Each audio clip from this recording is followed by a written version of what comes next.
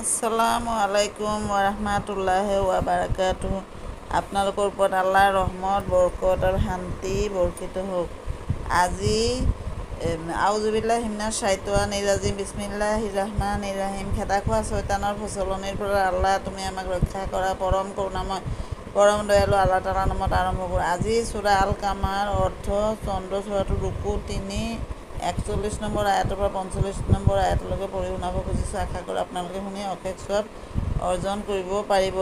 ফিৰাউনৰ মানুহবিলাকৰ প্ৰতিও সতৰ্ককাৰী আহিছিল, কিন্তু সিহঁতে মোৰ সমুদায় নিদৰ্শনকে অগ্ৰাহ্য কৰিছিল। গতিকে সৰ্বশক্তিমানজনে যেনেকৈ ধৰিব লাগে তেনেকৈয়ে মই সিহঁতক ধৰিলোঁ।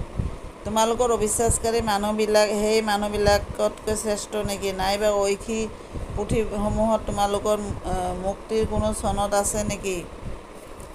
অথবা সিহঁতে ক'ব খোজে নেকি, মই এটি শক্তিশালী গোট, মই নিজেই নিজকে ৰক্ষা কৰিব পাৰিম।